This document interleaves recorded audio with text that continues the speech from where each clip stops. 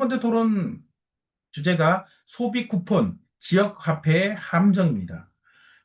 얼마 전에 이재명 정부가 약 32조를 추경을 해서 어, 그, 어, 모든 국민에게 15만 원에서 45만 원까지의 소비 쿠폰을 지급하겠다. 이렇게 얘기했습니다. 어떤 사람들은 되게 좋아해요. 아, 공짜로 돈 준다. 근데 과연 그것이 공짜일까? 아, 한 주간 소식 전하다 보니까 과연 공짜가 될까 하는 그런 기사들이 몇 개가 올라와 있죠. 여러분들, 이게 조삼모사를 넘어설 수도 있습니다. 왜냐? 아까 봤더니 경찰들이 뭔가 단속을 강화한다고 했잖아요. 그러면 어떻게 되냐? 단속 강화가 일반화가 되는 겁니다. 그래서 이게 쭉 앞으로 진행되는 거죠. 예. 일시적인 게 아니라. 그럼 한국은 더 공권력이 지배하는 사회가 되는 거예요. 왜? 왜? 세수를 더 걷어들인다는 그 명분으로 단속을 강화하게 되고 법을 새롭게 만들게 되겠죠. 그럼 그 법은 계속 우리가 죽을 때까지 그 법이 없어지기 전까지는 계속 유지가 되면서 우리를 통제하고 감시하는 용도로 쓰이게 될 수도 있다는 얘기예요. 그래서 무조건 좋아할 게 안 된다는 건데 그것들에 대해서 좀 오늘 얘기를 한번 해보도록 하겠습니다. 예, 위원장님, 부탁드리겠습니다.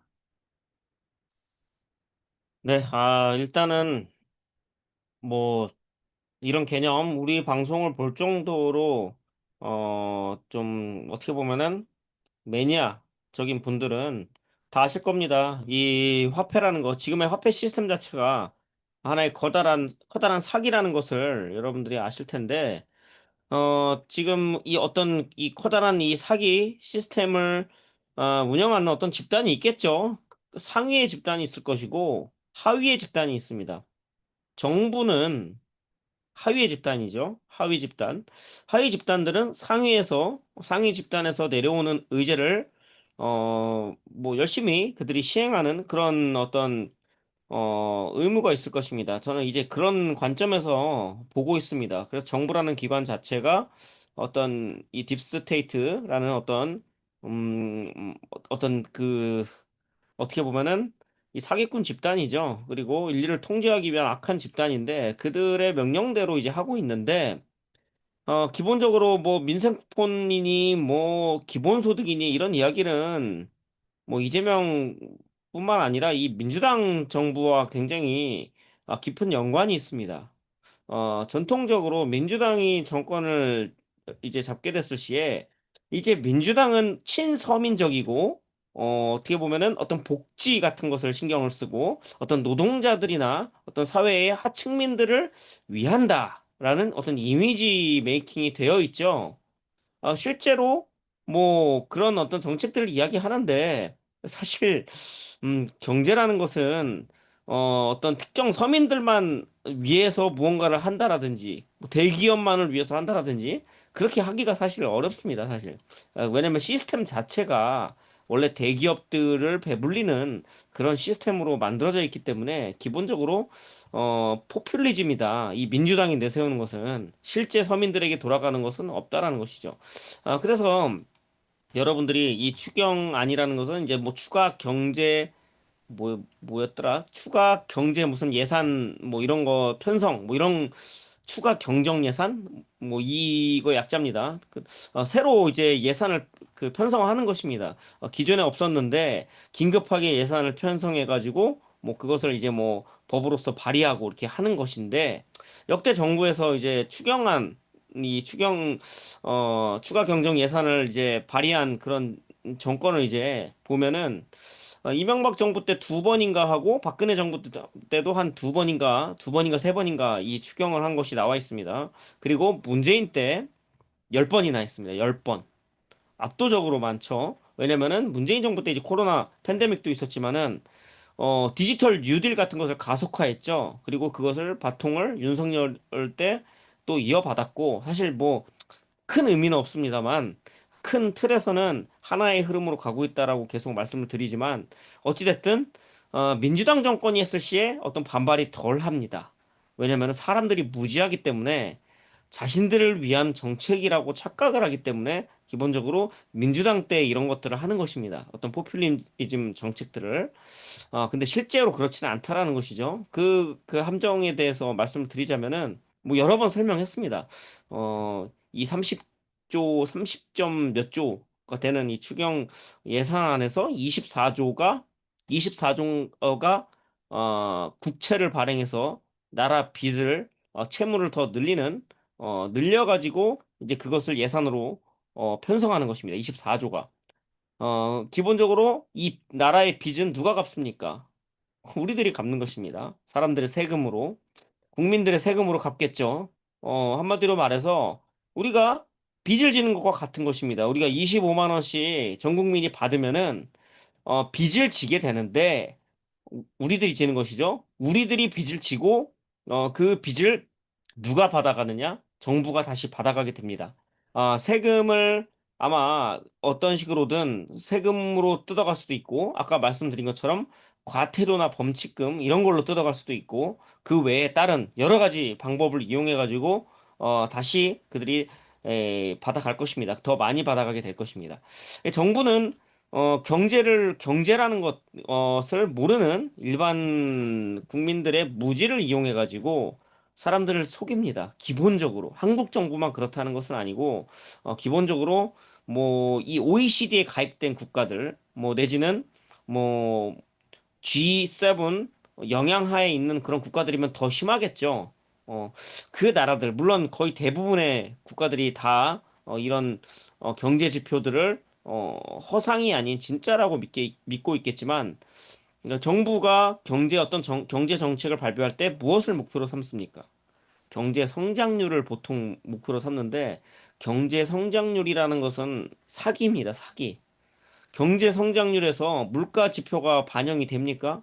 물가가 올라가면 모든 자산 가치가 자산의 숫자가 올라갑니다. 가치라고 이야기하면 안 되겠죠? 숫자가 올라가고 실제 화폐의 가치는 떨어지게 됩니다. 이것이 굉장히 함정입니다. 집값이 올라가면은 사람들은 내 집값이 올라서 내 집의 자산 가치가 올랐다라고 생각을 합니다. 뭐 실제로 맞긴 하겠죠. 하지만 그것은 화폐의 가치가 떨어졌다라고 봐야 하는 것이죠. 실제로 화폐의 가치가 떨어졌기 때문에 집값도 올라가는 것이고 다른 실물 가치가 올라가고 물가가 올라가는 것입니다. 그래서 이 통화량을 이들이 마음대로 조절을 하고 사람들에게서 계속해서 부를 빼앗아서 대기업과 소수의 엘리트 집단에게 갖다 바치는 것이죠. 자, 그래서 이 민주당이 정권을 잡았을 때는 이 포퓰리즘을 이용해서 사람들의 부를 체계적으로 강탈을 해야 합니다. 이것은 시작이라고 보고 있습니다. 저는 지금 이 소비 쿠폰 이런 것은 단기적으로 어떤 자영업자들이 좀 장사가 잘 되는 것 같아라는 어떤 이런 낙수 효과 같은 걸 조금 단기적으로 느끼고 이것에 대한 어떤 부작용이라고 해야 될까요? 그 역효과가 올해 말부터 뭐 내년에 나올 수도 있겠죠. 이 서서히 나오기 시작할 것입니다. 더 치솟는 인플레이션이 발생할 것이고, 그리고 실업률은 더 올라갈 것입니다.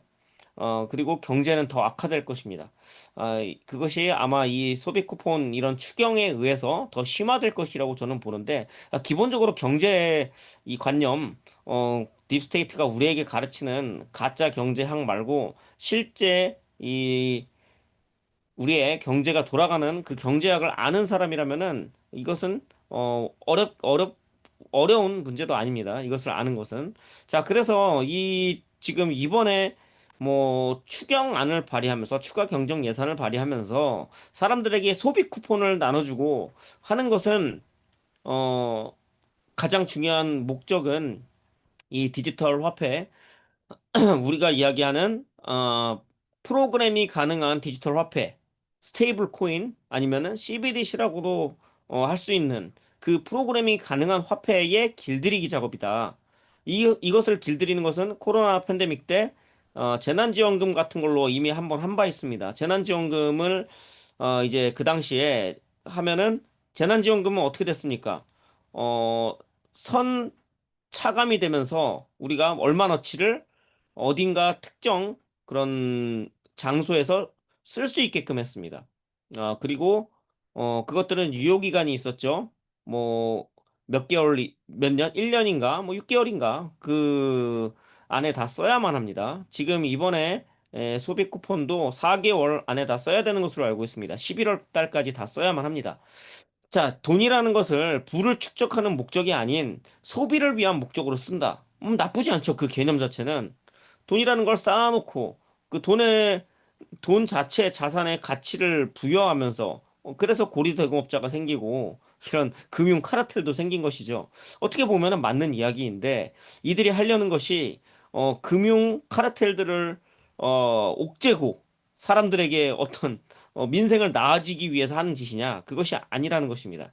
지금 하고 있는 것은 사람들이 앞으로 공유 경제라는 명목 하에 사람들의 사유재산이 사라지고 사람들은 내가 생필품을 쓸 때에만 어떤 특정 프로그래밍 된 화폐로 쓸 수 있게끔 그리고 모든 것을 빌려가지고 쓰는 이런 세상, 세계경제 포럼에서 이야기하는 그런 세상에 사는 것에 익숙해져야만 합니다. 그것을 익숙해지게 하기 위해서 이런 것을 이제 이 사람들에게 소비 쿠폰 같은 형태로 주는 것이죠. 왜 쿠폰이란 단어를 쓰느냐? 실제로 쿠폰이기 때문입니다. 그렇죠? CBDC나 스테이블 코인이나 이 프로그래밍이 가능한 화폐는 실제로 쿠폰이나 바우처, 어떤 상품권 이런 것과 비슷하다라고 오래전부터 우리가 계속 이야기해 왔습니다. 그렇다면은 이것은 사람들이 이런 식으로 화폐라고 하지만은 화폐가 아니죠. 그리고 부를 하지 못합니다. 그리고 유통기한이 정해져 있습니다. 얼마 안에 다 써버려야 합니다. 그리고 그들이 정해준 곳에서만 쓸 수 있습니다. 지역을 벗어나지 못하는 지역 화폐처럼 쓰이게 됩니다. 이것은 이제 스마트 시티, 15분 도시 이 개념하고 연결이 됩니다.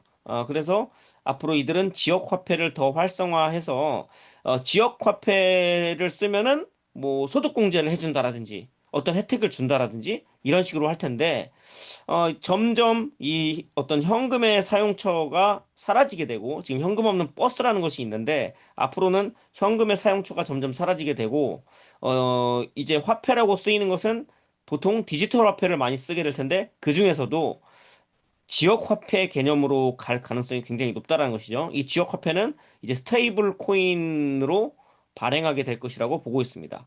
그러면은 자연스럽게 15분 도시 개념이 되는 것이죠. 내가 돈이 아무리 많아도 친구를 만나려면은 내가 서울 사는데 부산으로 가야 하는데 내가 가진 돈은 서울에서밖에 쓰지 못한다. 그럼 어떻게 하겠습니까? 물론 이렇게 되겠죠. 부산에서 나를 초대한 친구가 그 부산에선 쓰고 그 부산 친구가 서울에 놀러 오면은 서울에 있는 내가 쓰게 되겠죠. 근데 이제 마음대로 나갈 수 있을까요? 디지털 아이디와 연결이 되면은 탄소 배출권이 부족하면 나가지 못할 것이고, 내지는 사회신용 점수가 낮으면 나가지 못하게 되겠죠. 그렇게 프로그래밍이 가능하겠죠. 지오펜싱이라는 개념을 이용할 것입니다. 그때는. 그래서 이 소비 쿠폰 지금은 실물로 된 어떤 상품권 형태로도 뭐 동사무소 같은 데서 이제 뭐 발급을 해준다고 합니다. 나중에는 무조건 이 정부에서 지정해준 어떤 어플리케이션 거기서 디지털 형태로만 받을 수 있게 이렇게 바뀌게 될 것입니다. 그것이 이제 뭐 기본소득 같은 형태로 앞으로는 나오게 될 거라고 보고 있고, 이런 것을 정착시키기 위한 것이죠. 이재명 정부의 어떤 여지껏 공약이라든지 민주당의 어떤 이미지 메이킹, 그 포퓰리즘적인 그런 것들이 다 맞아떨어지는 것이고, 이것이 이제 트럼프 행정부에서 미국에서 하는 스타게이트 프로젝트와도 연결된다. 이것까지 이제 여러분들이 좀 아셔야 되는 부분입니다. 왜냐면은, 이재명 정부에서 추경을 뭐 30조를 한다면서, 뭐 3조, 2조인가? 몇 조인가? 3, 2조, 3조? 2, 3조 정도를 이렇게 따로 AI 관련해가지고 편성을 한 게 있습니다. 여러분들이 그런 기사 같은 거를 좀 보시면 다 그들이 나와 있는데 2조 7천, 이건 건설 경기고 1조 2천억이네요. 인공지능과 신산업에 1조 2천억을 이제 배정하는데 제가 이제 쭉 봤는데 뭐 벤처기업과 중소기업에도 뭐 9천억 원 이렇게 해서 쭉쭉 하는데 제가 되게 중요하게 봤냐? 그 기사에 나온 게 공공 및 지역 분야, 사이버 보안, 문화 제조, 바이오 이 6대 분야에 AI 전환을 지원하는 사업비에 1,700억 원을 확보했다라고 합니다. 뭐 1700억 원, 뭐 큰 액수는 아닌데 AI로 전환한다라고 하는데 거기에 바이오가 또 들어가 있죠. 바이오만 하면 여러분들 뭘 생각납니까? 레리 앨리슨, 오라클의 창립자인 레리 앨리슨이 뭐라고 얘기했죠? AI, mRNA 주사를 그 AI와 연결해가지고 암을 조기에 발견해서 치료할 수 있게끔 하겠다. 이런 이야기를 합니다. 그런 이야기를 하고 그게 스타게이트 프로젝트에서 뭐 많은 사람들이 샘 알트만 오픈 AI 창립자라든지 아니면 뭐 손정희 회장이나 이런 사람들도 나왔지만 그 레리 앨리슨이 한 게 굉장히 그 했던 발언이 굉장히 의미심장하게 다가오죠. 비슷하다, 완전히 똑같습니다. 이재명 정부에서 하는 게 기본적으로 한국에서 하는 AI 정책이 미국에서 하는 것과 거의 같다라고 보시면 됩니다. 그리고 스타게이트 프로젝트는 워프 스피드 작전의 2.0이다. 후속작이다. 이렇게 보시면 됩니다. 워프 스피드 작전은 어떤 백신을 빠르게 생산해 가지고 전 세계에 보급하는 이런 작전이었다라고 하면 이 워프 스피드 2.0이라고 할 수 있는 이 스타게이트 작전은 이제 AI를 통해서 모든 의료 체계 이것을 모두 AI로 전환하는 이런 과정에 있다라는 것이죠. 그래서 제약회사 자체가 어떻게 보면은 병원보다 더 위에 있게 되고 제약회사가 이제 어떤 공공 분야에 들어와 가지고 모든 어떤 업무라든지 이런 것들을 수행해 나가게 됩니다. 이것이 민간 공공 협력. 민간 공공이 협력하자. 스테이블 코인도 그렇게 발휘하자. 이렇게 이야기를 하죠. 이게 뭐, 이재명 행정부가 밖에서 그들 머릿속에서 나왔겠습니까? 미국하고 똑같이 하는데, 이거는 어떤 엘리트 집단, 소수의 엘리트 집단, 우리가 어떻게 보면 과도 정치인이나 뭐 아니면은 기술 관료주의, 테크노크라시라고 이야기하는 이 집단들이 내 싱크탱크에서 어떤 형식의 이런 네거티브를 만들어내고 그것에 맞춘 거버넌스로 이제 이동할 때 그것들이 전 세계의 모든 정부에서 똑같은 말을 하는 것, 이것으로 볼 수 있다입니다. 그래서 실제로 저는 이 한국의 정부, 뭐 행정부, 다 주권이 없다. 기본적으로 주권이 없다라는 것을 이제 전제로 깔고 그 다음에 보고 있다라는 것입니다. 그래서 이 바이오 같은 것도 다 AI로 전환되고 그리고 노동자의 뭐 이제 이따가 좀 또 말씀드리겠지만 디지털 플랫폼 정보위원회라는 데 사이트에 들어가면은 무슨 노동자의 어떤 인권을 위해서 무슨 그것을 상담해 주는 것을 AI가 한답니다. 자, 이 노동자라는 것도 사실 사라질 텐데, 이 노동자를 상담을 AI로 하는데, 이 노동자들이 자기들이 직업이 사라지고, 뭐 최저임금도 못 받고, 왜 경제가 힘들겠습니까?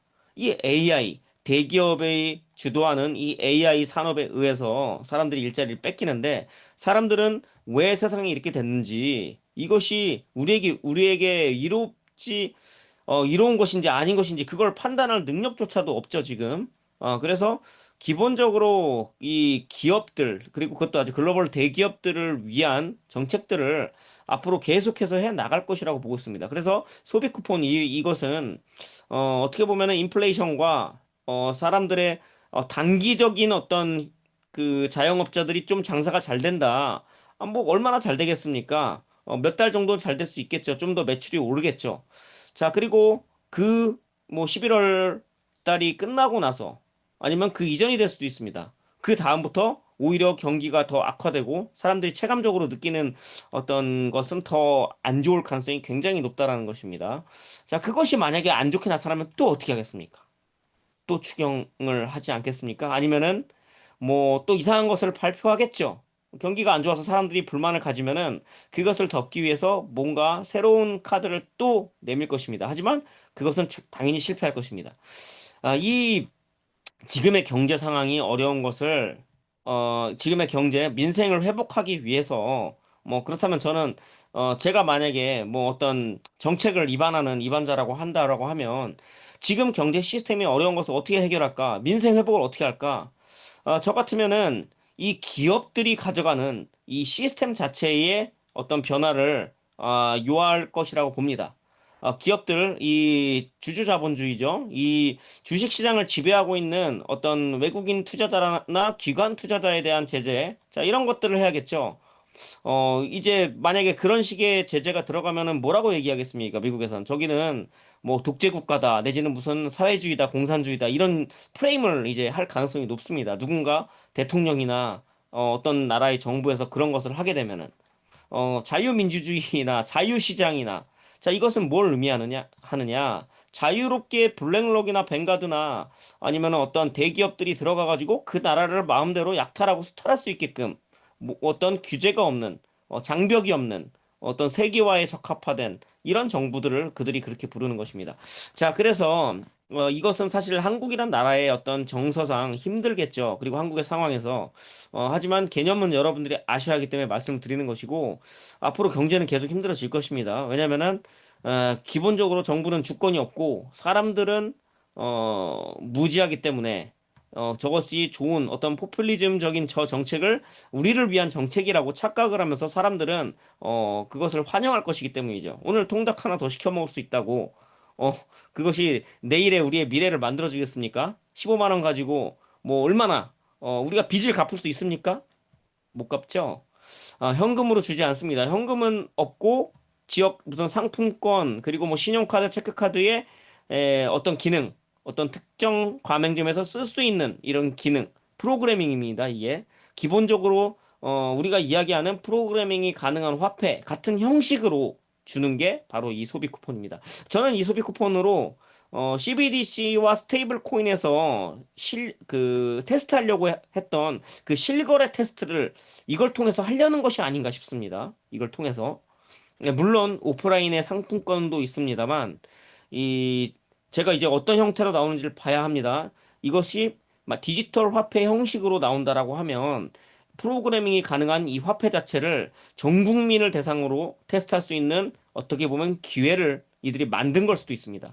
왜냐면은 CBDC 1차 테스트 10만 명 했다라고 이야기하는데 저는 그런 것을 했다는 사람을 주변에서 본 적이 없습니다. 아마도 은행권 종사자가 직원들을 상대로 해가지고 테스트한 것이 아닌가 싶습니다. 일반 사람들은 그런 것을 찾아보고 신청할 정도의 여력이 없죠. 먹고 살기 바쁘기 때문에. 그래서 은행권이나 이런 직원들을 상대로 실험을 했을 것이라 보고 있고, 전 국민을 대상으로 실험을 하기 위해서는 좀 더 큰 이벤트가 필요하겠죠. 그래서 이번에 민생 회복이라는 이 거짓 프레임을 달고서 이 소비 쿠폰 이것을 어떻게 보면은 프로그래밍이 가능한 이 화폐에 대한 테스트, 그리고 사람들이 그것에 길들여지게끔 하고, 그리고 앞으로 AI를 통해서 사람들을 완전하게 통제하면서, 사람들의 모든 사유재산이 사라지면서 모든 것을 공유하는 정부나 기업에게 빌려야만 하는 완전히 노예적인 이 그레이트 리셋 세상을 만들기 위해서 이들이 박차를 가할 것이다. 이것을 시작으로.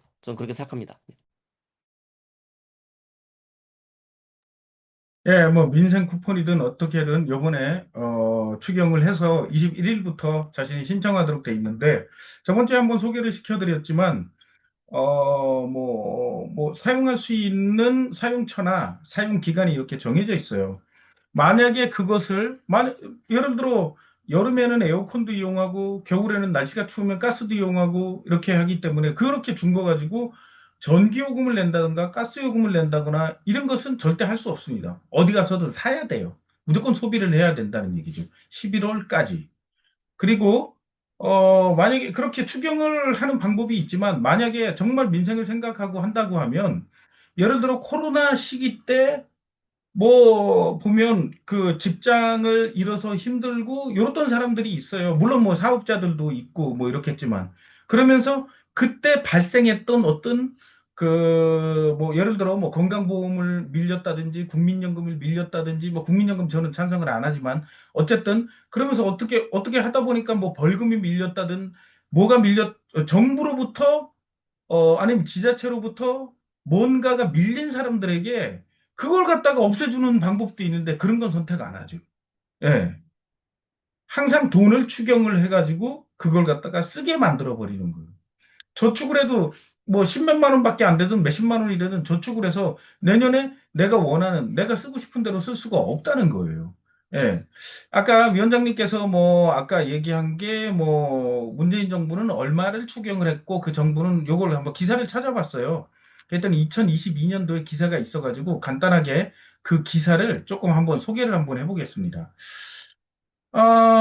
저도 이제 그 얘기를 하면서 찾아봤더니 문재인 정부 추경 150조, 직전 3개 정부의 1.7배를 추경을 했다. 예, 40조를 쓴 박근혜 정부 4배, 노무현 5회, MB 2회, 박은 3회, 현 정부선 매년 편성을 해가지고 2005년간 10회 추경을 하면서 총 50조, 150조의 추경을 했답니다. 그래서 쭉 읽어보면 문재인 정부 출범 이후 10번째 추경 경전 예산안이 1월 추경이 현실화되면서 5년간 추경 규모가 150조 원을 돌파됐다.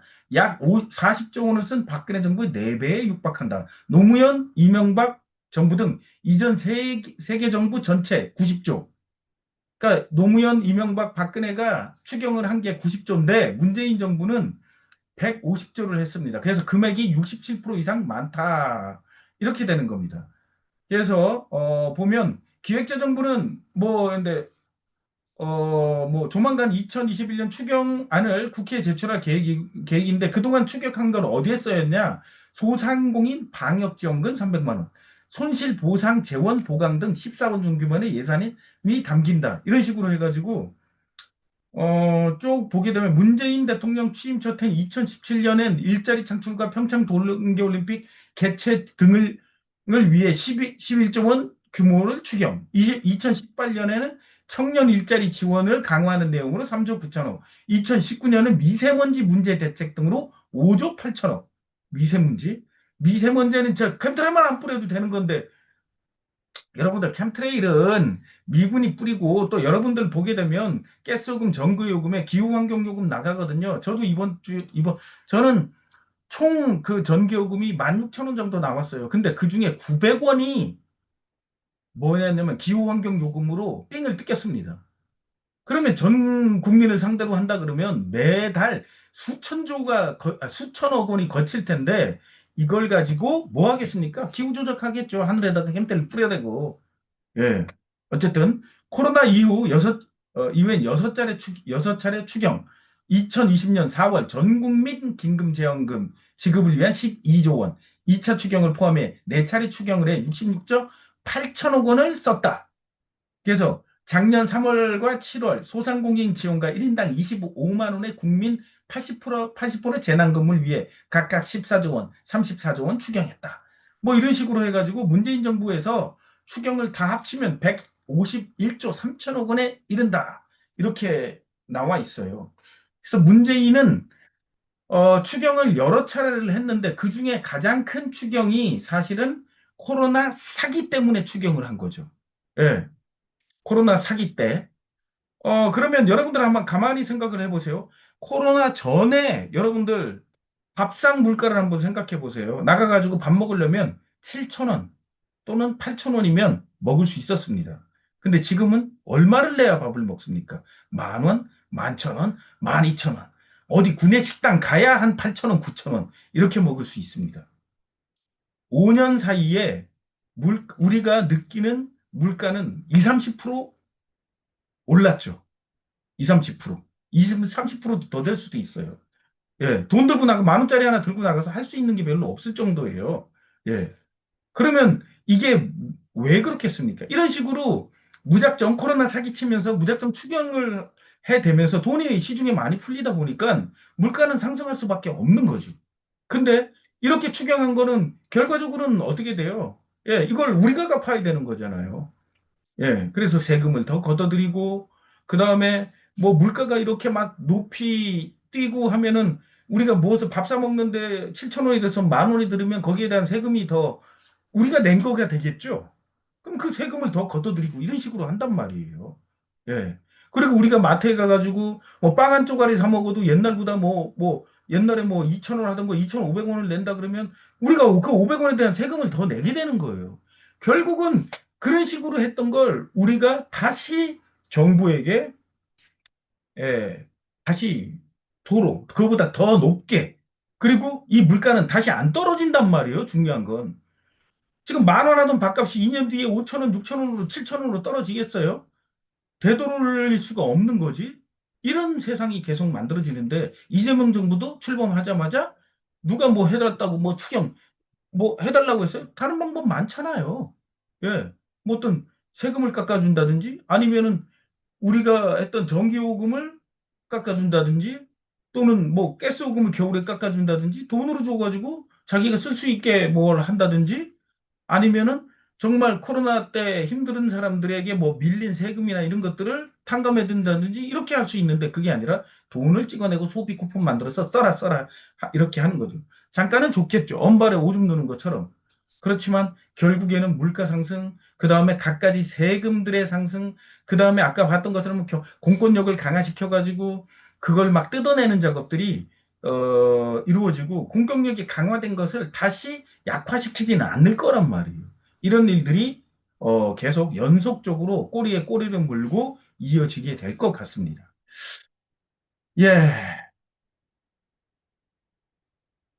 예, 첫 번째 토론은 여기까지 이렇게 얘기를 했는데, 추가적으로 하신 말씀 있으면, 마이크를 켜시고 말씀해 주시고, 그 다음에 두 번째 토론 주제로 넘어가도록 하겠습니다. 네, 제가 이 토론 주제와는 조금 상관없는데 저희가 지난주에 교보생명 빌딩 앞에서 집회하고 거기 네이버 TV에 또 영상 올렸는데 어떤 분이 뭐 이제 우리가 이제 집회하는 거 영상을 보고 이제 뭐 제 발언 제 연설 내용 때문에 이제 그러신 것 같은데 뭐 대통령이 뭐 그 아무런 권력도 없고 뭐 그 정도로 딥스가 막강한데 집회를 왜 하냐고 막 이렇게 이야기를 하셨는데 우리가 대통령이 힘이 없고 이 대통령이 힘이 없고 없다는 게 딥스가 강하다라는 것을 이야기하자고 해서 그 이야기를 한 게 아니죠. 그치? 이해를 잘못하고 계신 거죠. 어, 그 대통령이나 정치인들 때문에 우리가 싸우지 말아야 한다는 의미로 이야기를 한 겁니다. 예를 들어 이재명이니 윤석열이 서로 물고 뜯고 싸울 때에 우리가 한 목소리로 어떤 특정 그들의 중요한 의제를 반대한다라고 하면은 그들의 의제를 막을 수가 있습니다. 딥스테이트는 물론 뒤에서 굉장히 막강한 권력을 가지고 있지만 대리인들을 내세워서 대리 통치를 하는 거 아닙니까? 자기들이 전면에 나서지는 못합니다. 자기들의 존재를 숨기고 있죠. 근데 이제 그들이 뭔가 대리인을 내세워서 하려는 정말 중요한 정책을 우리가 반대하면은 그들은 아무것도 못하겠죠, 사실. 그들이 두려워하는 게 그겁니다. 사람들이 깨어나는 것. 사람들이 깨어나서 하나의 목소리로 자신들의 의제에 맞서 싸우면 그것을 제일 두려워할 것입니다. 그럼 어떻게 해야겠습니까?